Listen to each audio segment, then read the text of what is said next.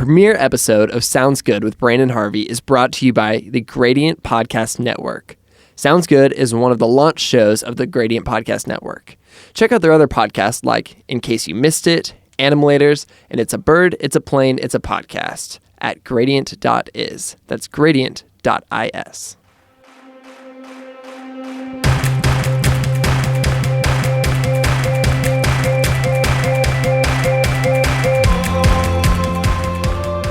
Hey everyone, it's me, Brandon Harvey, and welcome to our first official episode of Sounds Good. I am so excited. You guys have been so supportive through this whole process. I've been a little bit nervous, but now I'm excited, so welcome. Today I'm talking with Taylor Tippett. She's unbelievably fun and positive.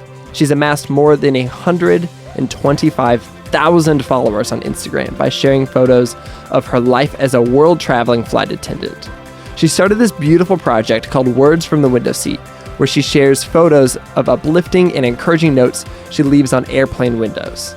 And if that feels at all familiar to you, it's because earlier this year, she blew up online when Discovery Channel made a mini documentary about her. It went totally viral, and since then, she's been featured all over the place and talked about by publications like Huffington Post, ABC, Fox News, and The Today Show. So without any further ado, here's Taylor Tippett. You're not going to want to miss this.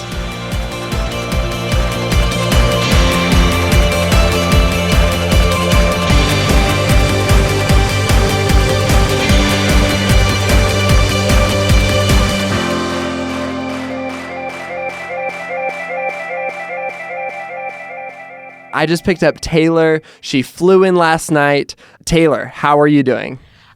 I am doing so wonderful. So great. It's so good to have you here. This is so much fun. Thank you. I know. It's so good. And so you're a flight attendant, so you get to bounce around between all these places. And I've been following your journey from the beginning of your flight attendant thing. I remember you going to flight attendant tryouts or whatever that is, and then flight attendant school. Yeah. What inspired you to pursue that job? So at the time, before I was a flight attendant, I was a nanny for 2 little girls, and I adore children, but I knew, since I didn't go to school, that I needed to get something with more stability and in ways I could grow and like challenge myself. So I started thinking about what I wanted to do, with my like job in the future. And so I thought of working on a cruise ship at first, because I realized I really love people, like in the worst case scenario. Like I just love challenges, and I think people traveling is a big one sometimes. It can bring out the worst in people. But I looked into working on a cruise ship, and I was like, I would no. Like I'm going to be miserable stuck on a ship.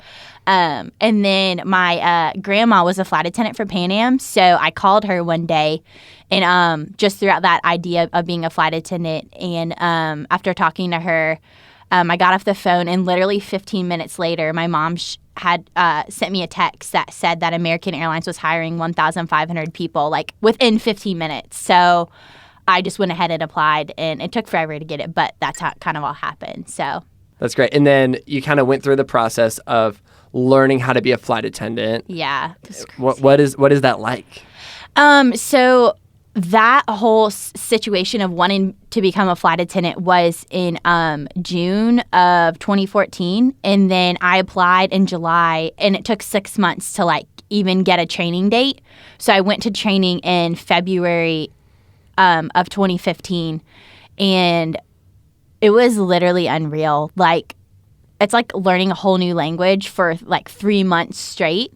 And just like and then I got sent straight like to work on airplanes, which was like, so you learn all this stuff and you think you know what you're doing, and then you get into the real world and of flying, and people are it really is like you like practice everything that you learn. So but training was absolutely crazy. It's just so weird, like, because we spent so much time on like simulators and stuff, like learning, and then you go out and you're just like on a real airplane, and it's like there's no in between. It's like fake and then bam. So, but it was really, really cool. I learned a lot and met a lot of really awesome people in my class. So that's awesome. Yeah. That's great. Yeah. And I feel like everybody kind of imagines that they want to be a flight attendant. You know, it's very idealized, and it's something that everybody kind of dreams of doing. And you do a really good job at it, but like, what's like the kind of reality of it? Like, are there any things where you're like, I don't necessarily love this, and what's it actually like to be a flight attendant, and what are some of the biggest struggles of the job? I think I have a way personally of just making the best out of every situation that comes my way. So I definitely romanticize it a little bit, I think, but that's because I just truly love it. But I get so many questions all the time, and like people just emailing me and asking me like, what's it like, just like kind of how you asked. And it's so hard to answer sometimes because, like I said, I make the best out of it. But it's a lot of really, really hard, long days. You can have a lot of really mean people on your flights, and it's hard not to take that personally. So that, number one. And then a lot of times it's like you get there at like midnight and you leave at like 8 a.m. Like you get to your bed, you take a shower in the morning, and you leave. There's not a lot of long layovers. So yeah, it's really lonely too. It can be really, really lonely and just stressful, and sometimes you don't have a say-so in like your schedule a little bit. So it's just a lot of being like very, very open to whatever's thrown at you in like any circumstance. And yeah, that's probably the worst part of it, is just the loneliness of always being alone, or like just getting to your hotel and then leaving like as soon as you wake up. So, but yeah, that's probably some of the main ones. Yeah, I guess those are things that I would never really think about for being true. What are some ways that you think that you specifically combat that? You're a very optimistic, positive person, and I know that from knowing you in person and then also online. Yeah. How do you incorporate that into your job? How do you choose happiness as a part of what you do? I think a lot of, not even with like my work, but just in general, it's really all about perception and how you view things, because I could literally sit around and find so many things to complain about, like that I only am there for 8 hours, like, or 10 hours or whatever it is. But instead of doing that, I just view it as like a blessing, like another hotel bed to jump on for like 5 minutes, So I think a lot of times it's just how I view the things that happen to me and like the situations. But also like for like lonely, hard nights, like The Office. Like, so I or reading a good book, or like FaceTiming my best friend, or whatever it might be. I think I just won't sit and mope in sadness, because that's not going to get me anywhere. So whatever I can do to like turn myself around. But I think it's all about how you view things. You're going to make the situations what they are, because it's all inside of your head. So I love that. I love that you're just choosing happiness. Yeah. You're making a choice not to sit. Like, it's not that you're not having those feelings. It's not that you're not having a hard time, but you're choosing not to stay there, not to sit there. Yeah, and that's been a big part of my story, and like just being a flight attendant is just choosing not to stay in like the muck and the bad stuff, because you're just going to end up sad and upset, and then what are you going to do, So, yeah. Yeah, that's so interesting. And it's really cool that, I don't know, I feel like there's something there with this idea that when you're flying, when you're traveling, it's very easy to idealize and romanticize. But for you, it's like your job, and you do it every single day. And so it can get monotonous. And so you kind of have to also find ways to make this monotonous thing fun and exciting. Yeah, for sure. And you can do that through just about, anything if you set your mind to it. So yeah. Okay. I guess this is a good way to ask you. Tell me about words from the window seat. So, Words from the Window Seat is so much fun. It's my little baby. I don't even know, like, even when I could cry right now even thinking about it. But honestly, it was just an idea that sparked from, like, a really hard time and season in my life where I was just beating myself up a little bit over, like, meaningless things that didn't even matter. So I was sitting on an early morning flight that was pretty empty in the back row. And I was looking out the window journaling, and I had like a small little duffel bag open towards me, sitting next to me. And I saw a small little like composition pad. And I just had the idea to write "Be kind to yourself" on it, and to tape it up, and to like share it with my Instagram followers and my blog, because I think it's always been a goal of mine to encourage like those that listen to what I say, whether it's on Instagram or in real life, because I read a quote one time that said, if I'm not encouraging and inspiring others, what am I doing? Like, what am I doing with my time? I'm not planting seeds. I'm not allowing people, like room to grow. So that was a big force behind why it started. But I wrote it on a piece of paper and I hung it up just to kind of encourage myself. And I wanted to share with my followers too that I had been just going through like a weird season, and that they weren't alone, and that self-kindness is such an important thing because it flows into how you treat other people. I don't think you can like not love yourself and then try to love other people or be kind to other people if it doesn't start internally. So yeah, I wrote it up and I hung it up and I kind of shared a little bit about that. And then I had the idea to pay it forward because I felt that somebody else needed to hear that too. So I just put it in the seat back pocket for somebody else on my next flight to find. And it kind of just started from there, and people loved it. And I've just been doing it for like over a year now. And other people have done it too, which is so cool. There's over like 600 posts, which is like, because it's literally like a note, like, and me sharing some of my story in my heart, and like people relate and they felt heard and loved. So that's why I think it's been such a successful thing. That's incredible. Yeah. I love that. And then that blew up recently. Tell me a little bit about that. That's crazy. It's a dream. Yeah, I did. So that's kind of just like the backstory and like how it started. But I did a short interview with a video channel on Discovery Channel that's called Seeker Stories. And I basically just answered questions like using my iPhone and sent them some images and everything. And so I sent it to them, and I didn't think I was really excited and like humbled that it's Discovery, like somebody from Discovery Channel. I was like freaking out. But I didn't think it was going to get like as big as it did. And somehow from that, it was shared. I don't know. Somebody got hold of it, and it like kind of went viral. I was on Good Morning America, and I haven't even seen it yet. Like I was on Good Morning America like today. I couldn't even ABC News. Like my parents were sitting down having breakfast one day, and they just moved to Austin, but they were in Charlotte, and I was on the news in Charlotte, but like they didn't even know I was from North Carolina, and like my parents were just sitting there like eating, and they're like, "Hey, you're on the news right now." I was like, "What?" Like that's amazing. Yeah, it still is like unreal to me. So, but yeah, that's it. I don't know. Somebody got a hold of it, and it just like spread like crazy. So was really encouraging and inspiring, That's so fun. I love that.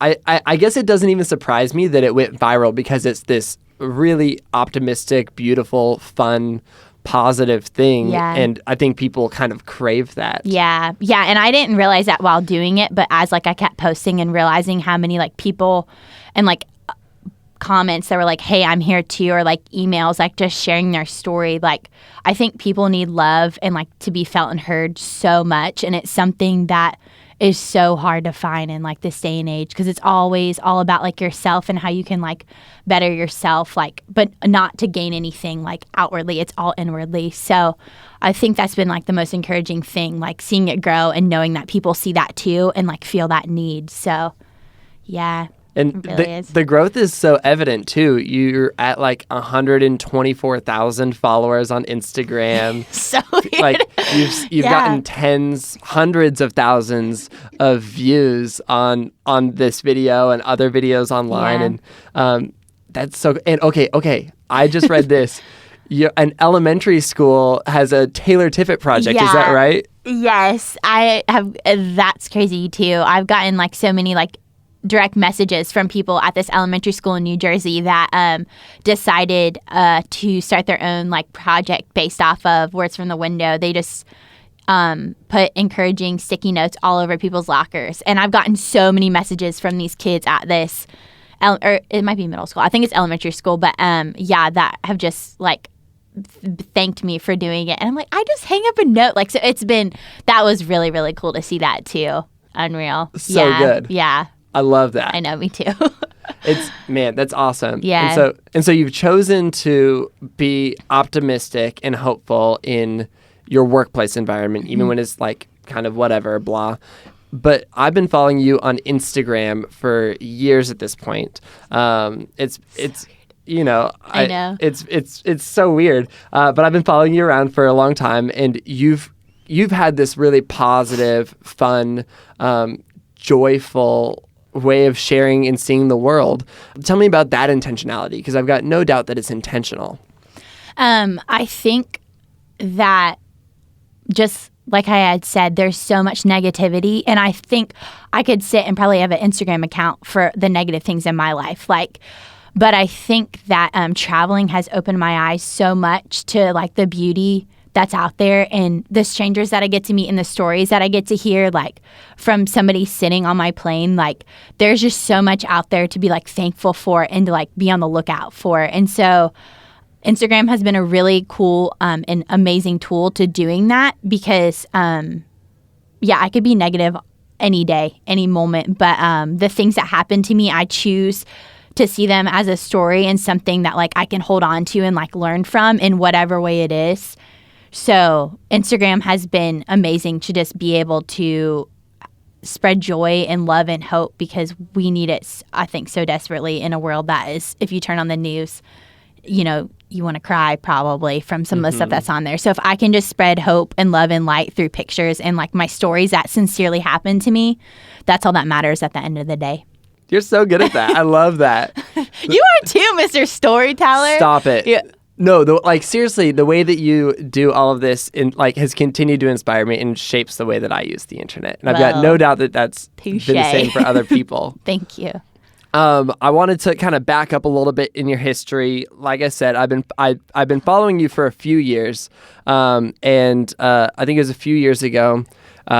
You still had a pretty significant audience, not as big as yours is right now, and you started dating somebody who also had a pretty big audience. And you did a really good job of kind of sharing the process of that relationship, and then you guys got engaged, and you continued sharing that relationship, and then you guys broke up, and you called off the engagement, and you continued to do a really good job of being honest and vulnerable and real with your audience.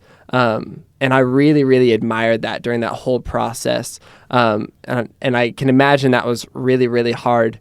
Can you tell me about that choice to continue to invite people into that moment in what I imagine is one of the hardest points in your life? Yeah, it definitely was the hardest. This season has been, for sure.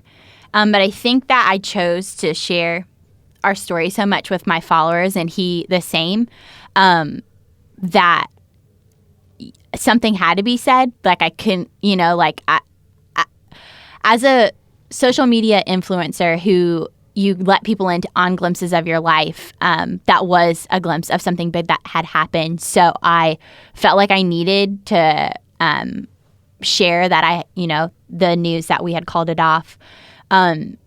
But not only was it for like just so people wouldn't ask me a lot about it and I wouldn't get questioned, but it was also for me too. Like I think I needed that closure as well. And just like I've been saying, I think that there could have been so many bad things that were said. I mean, because relationships are hard and they're messy and they can be ugly. And so, I just chose to see the good in it. I definitely think that it was for the best, and there's so much just out there in every single circumstance for me, and even with Words from the Window Seat, you're just always growing and learning, and I think that calling off my engagement was a big part of that, and growing up, and it's taught me so much about myself and about the life that I want to live, and it's caused me to just love people so well. I think when we're hurt and we're broken down, you really can grow in ways that you didn't know were even possible. So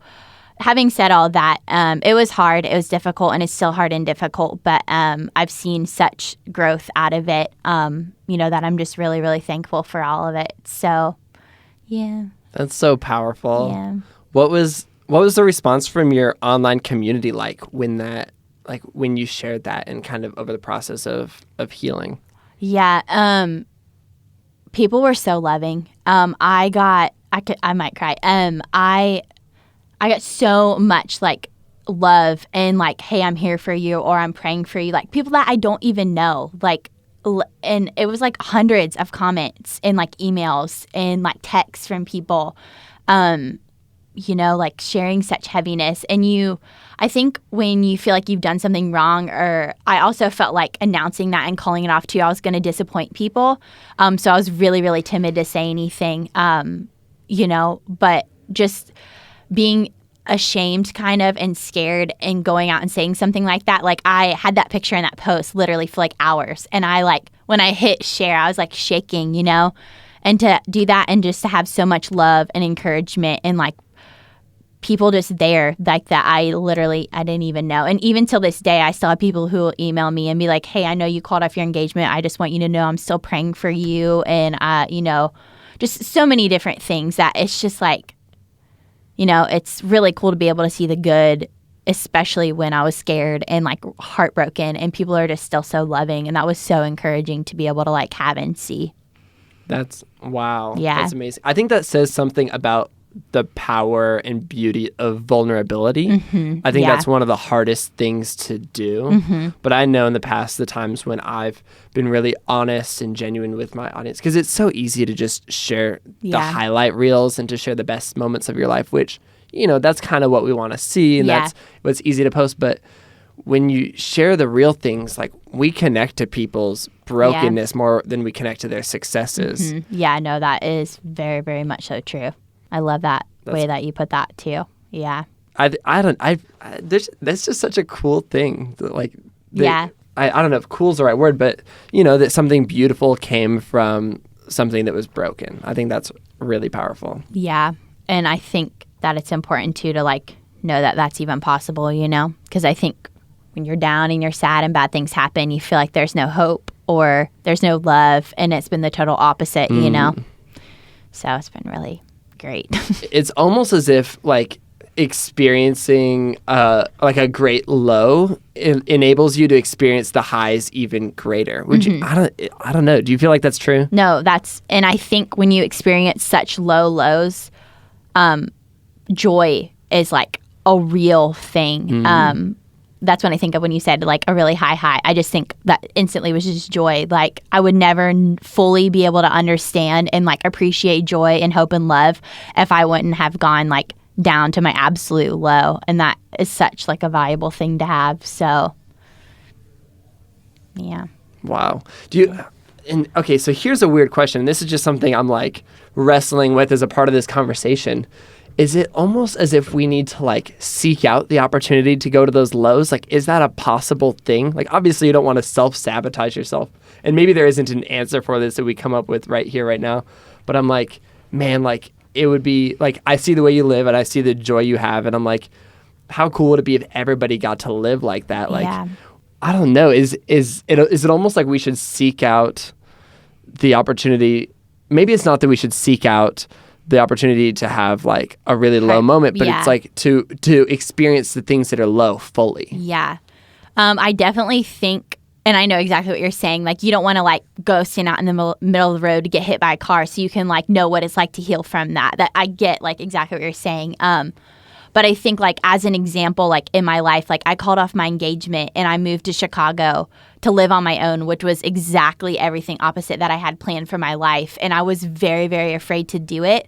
And I did it anyways. And there were months where I just came home and cried and I was so sad. But one day it just clicked and like everything was like not okay, but I like knew it was going to be okay. So I think like incorporating that in like your question, I think that we should put ourselves into situations that scare us and that make us fearful to a certain extent to where it's like healthy. But I think that that's a really good way to like know like when things scare you and when you know that it might hurt, and to do it anyways and to reap that like just that whole process of learning and growing through like just doubt and so many other different things that come into play when we're following our heart, even if it is scary. I think that we grow in ways that are so important and so vital.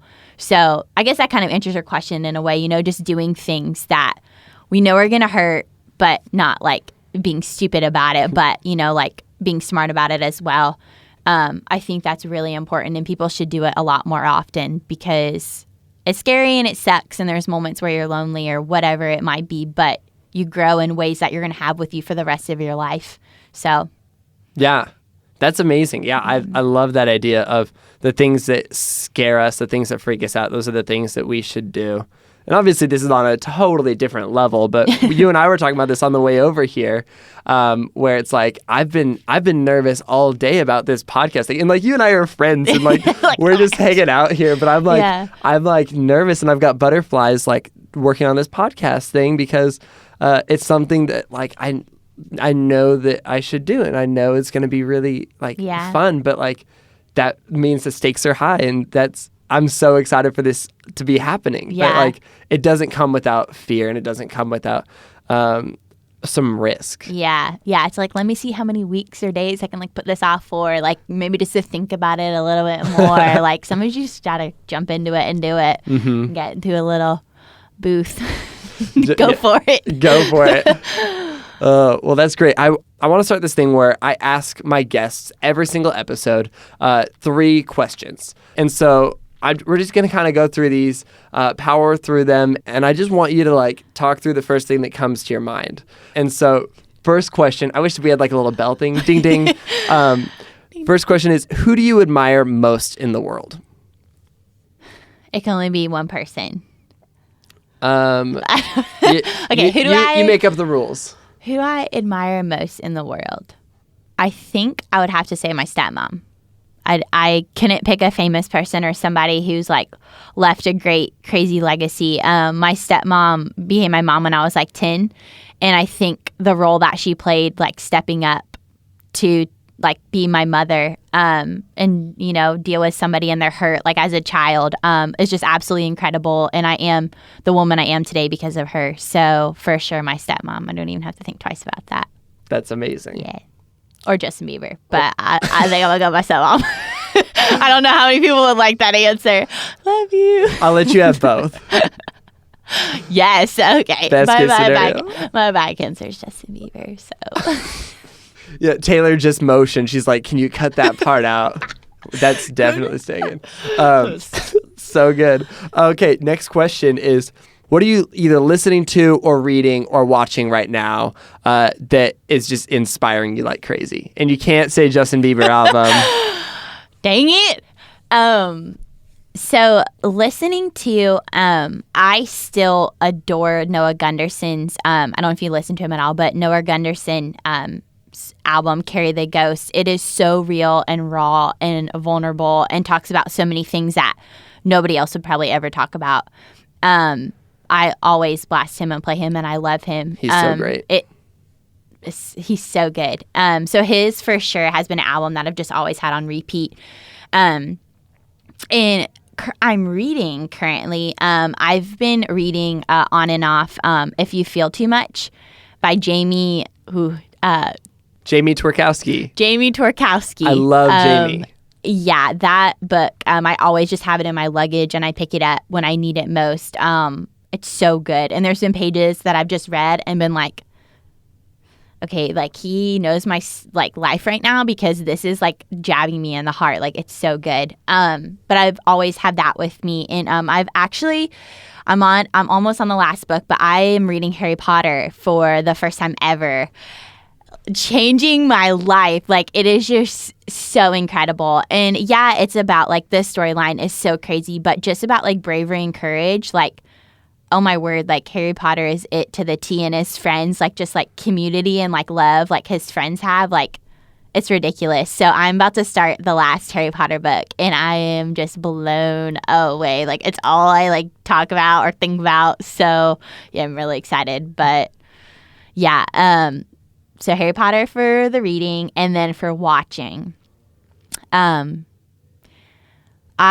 recently saw the Revenant, and it was really sad, but and a little bit intense. But the storyline and just like how it was filmed was so incredible. Like that was inspiring in itself, and just like his story of like, I think I've hit some really low lows, but there is nothing compared to Leonardo in the film. It's just ridiculous. But yeah, those are it. And then I mean, of course, The Office. Like I have to put that. Michael Scott is always inspiring any episode I watch. So always obsessed, always will be. So I think those are Those are my tops.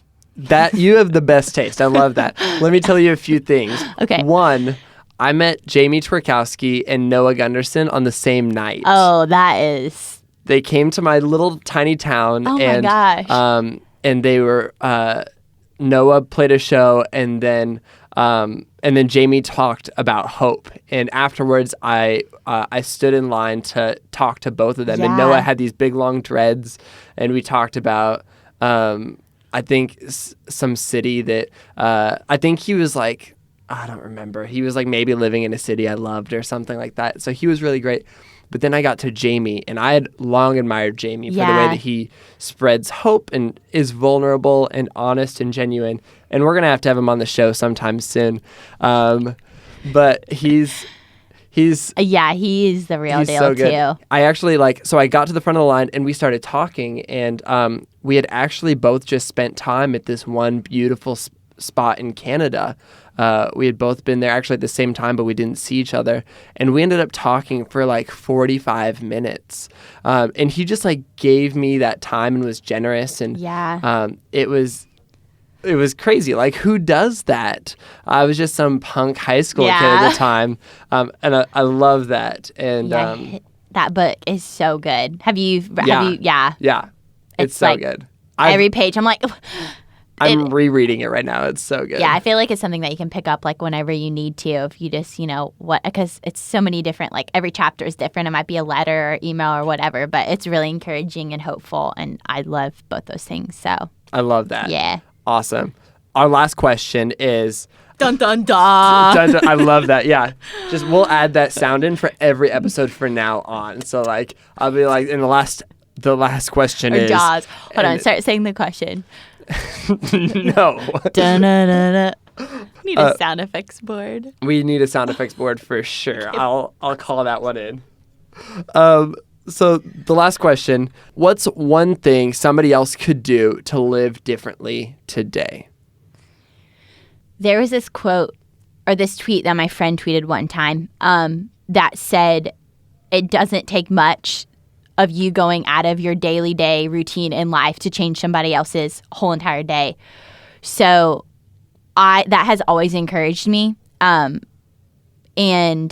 I think that if you just do something, like, even though it's like so overused, but like paying for somebody's meal behind you, or just like, if you think somebody's hair's cool, be like, hey, your hair's awesome. Like, because you literally have no idea what insecurities they might be having, like, or just smiling at somebody and saying hi. Like, I've done that so many times, and people are like confused, like literally just smiling, like hugging somebody. Like, if you feel like they're going to be okay with you hugging them, like just the littlest things can literally alter somebody's day, somebody's week, somebody's life. You have like no idea what somebody's going through. So I would just encourage everyone to just do something.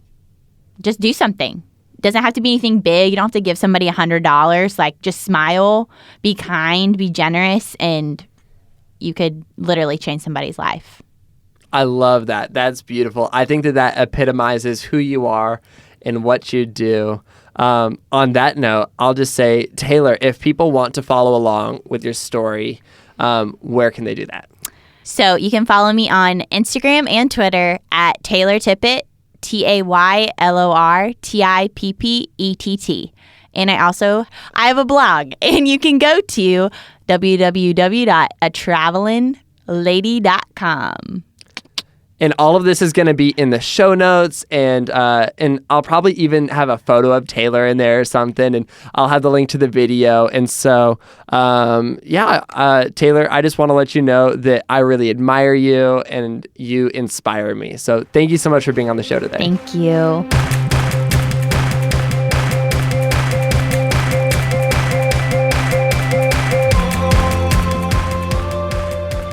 Sounds Good with Brandon Harvey is produced by Gradient. Find out more at Gradient.is.